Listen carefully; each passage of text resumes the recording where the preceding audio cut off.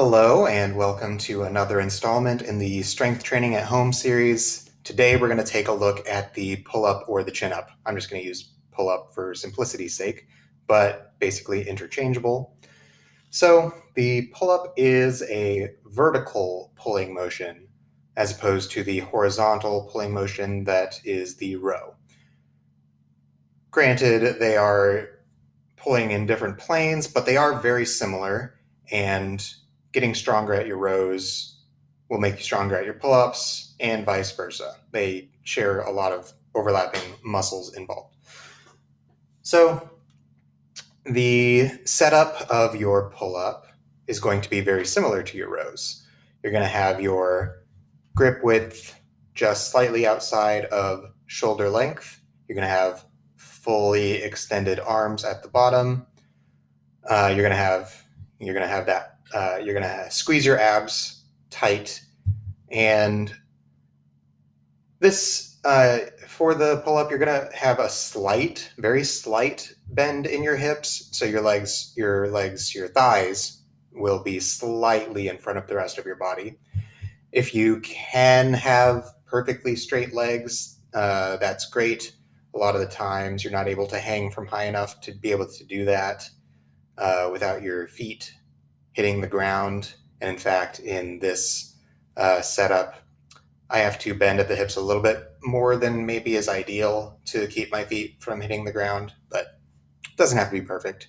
If you can't do that, you can just bend your knees and put your feet behind you, and if that allows you to hang with fully straight arms from the bar or ledge or whatever you're hanging yourself off of. So that's basically most of the setup. Your gaze, you're going to look either straight ahead or slightly above you, but you're not going to be looking down, basically.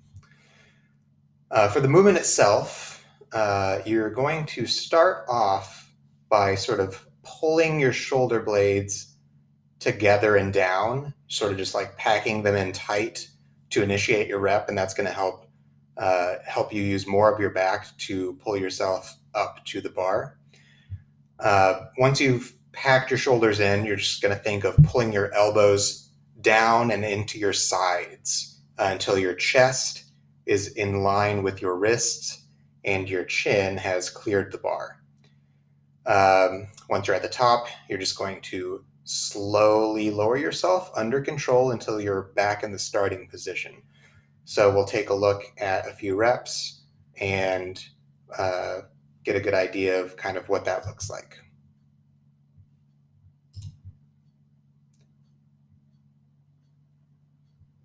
So every time you come down, fully extend your arms. And you can sort of see what happens at my shoulders just before I start the pull-up.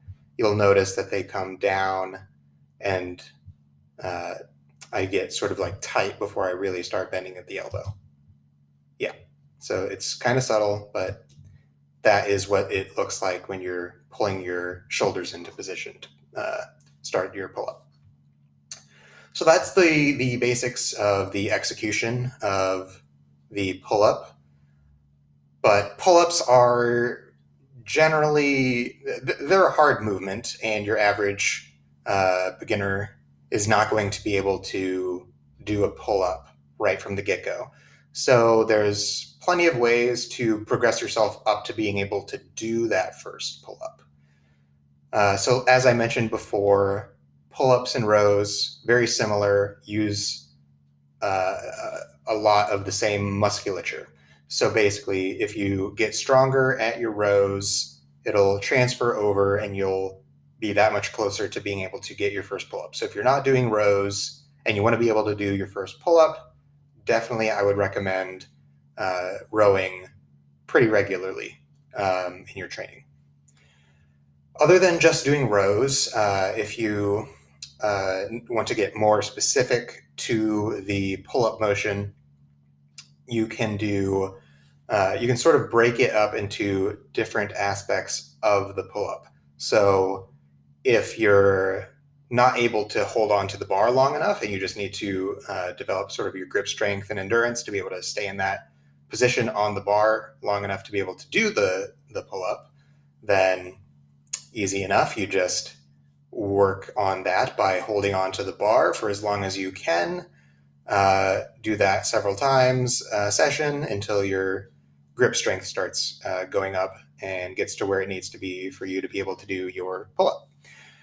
Past that, you can sort of progress to your first pull-up by breaking the pull-up into different chunks and working on them sort of individually. So that shoulder positioning that I mentioned, I initiate the pull-up with, that packing your shoulder blades together and down. You can just get used to doing that. So it's sort of like the very initial part of the pull-up and just working on that. So basically hanging from the bar and then just with straight arms, practicing pulling your shoulder blades together and down, and then returning to the dead hang and doing that several times until you sort of get the hang of that motion and pulling your more of your back muscles into the pull-up. Once you've got the hang of that and you're ready to move on to another step, another thing you can do is do assisted pull-ups. So you can use a resistance band that is tied up on the bar that you're pulling yourself up to, and you can loop the bottom of it around either your knee or the bottom of your foot. However long the resistance band gets stretched out, it'll give you more assistance the longer it is. So if it's around your foot, it'll be more assistance. If it's just around your knee, it'll be relatively less assistance. So you can work on assisted pull-ups and do those until you are getting stronger at those. Sort of the next step I would recommend is doing eccentric pull-ups, which is basically just jumping up into the top position and then lowering yourself under control back down to the bottom position, not just free falling, but being slow and deliberate. If you can get a full 10-second descent, that's great. Make that sort of your goal. If you can get 3 of those full 10-second descents under control in a row, I think at that point you're probably pretty close or already at the requisite strength to be able to get your first pull-up. So if you do get to sort of in that neighborhood, you might try just testing doing your first regular pull-up and see if you can get it. You might surprise yourself. So that's a good amount of ways for you to progress to your first pull-up. But if you're already able to do your first pull-ups and you're looking for more challenging variations, you can definitely do that. There's the usual ways of just increasing the resistance. So you can do that by wearing a loaded backpack, or maybe you have a dip belt or something. You can also set up resistance bands to basically catch your feet on the ascent so that they'll stretch out and resist you as you get closer to the top. Other than that, there's the other usual methods of increasing the difficulty of adding a pause to your rep at a difficult point in the movement for you. And you can also slow the tempo of your rep down. So the eccentrics, that was half of that slow descent is like half of the tempo pull up. But if you slow down your ascent as well, that's another way that you can make the pull up a little bit harder for you.